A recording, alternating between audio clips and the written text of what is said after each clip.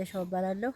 በከርከር ባለእግዚአብሔር ቀበሌ በግል መጣያ ከተማ ነው የምኖረው እና በሰቆጣ ቃል ኪዳን ዲክለሬሽን መሰረት የሴቶች የልማት ህብረት ሰብሳቢ ሁኜ ነው የምሰራው እና ሰቆጣ ብዙ ነገር አድርጎልናል።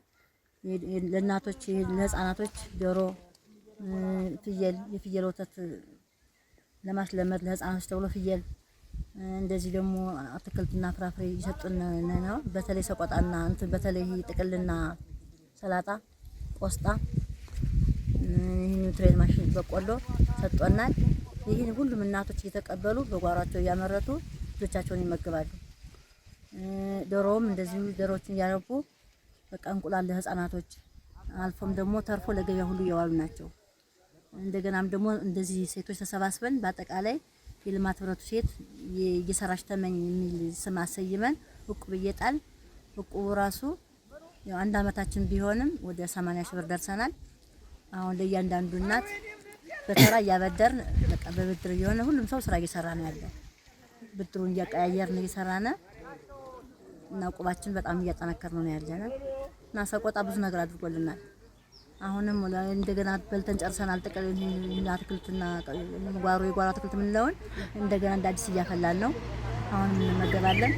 ከዚህ በኋላ ደግሞ ለኛ ተርፈን ለገበያ እናተርፋለን የሚል እምነት አለን እና ሰቆጣ ብዙ ስራ ሰርቶልናል ነው የምንለው። ብዙ ስራ ሲሰራ ደግሞ ግብርናዎች ከጎናችን ናቸው። ለምሳሌ ኪው ጋርደን በርን የሚል እሱን ሁሉ በየደጃፋችን እያሰሩ በቃ የሚከታተሉ እነሱ ናቸው። አሁን ሁሉም ሴት በቃ አትክልት በደጃፉ አለ እየቆረጠ እየበላ ነው። ገበያ ላይ ከሚገዛ ከደጃፉ መቁረጥ ነው በጣም አሁን ሰው ለምዶት ያለና ወደፊትም ሰፋ እናድጋለን የሚል እምነት አለን። ሁሉም ሴት አሁን ገብቶታል። በቃ የተቀበለውን ሙያ ላይ ነው የሚያውለው። ዶሮም ተሰጠ፣ አትክልትም ተሰጠ። ሁሉም እየጎበኙ ስለሆነ ካጠፋችሁ ያሉን ስለሚቆጣጠሩ ሰው መሸጥ መለወጥ አይችልም። ለራሱ መጠቀምና ሲተርፈው ብቻ ነው የሚሸጠው እና በቃ በዚህ መንገድ አሁን ግብርናዎችን እኔ ለራሴ ብዙ አመሰግናቸዋለሁ። አይለዩንም። አሁን የተደራጀ ነው እየሰራን ነው። በቃ ብዙ ነገር አውቀናል። ሌሎች የቀሩት ደግሞ ተደራጅተው እንደኛ ቢያውቁና ቢጠቀሙ ደስ ይለኛል።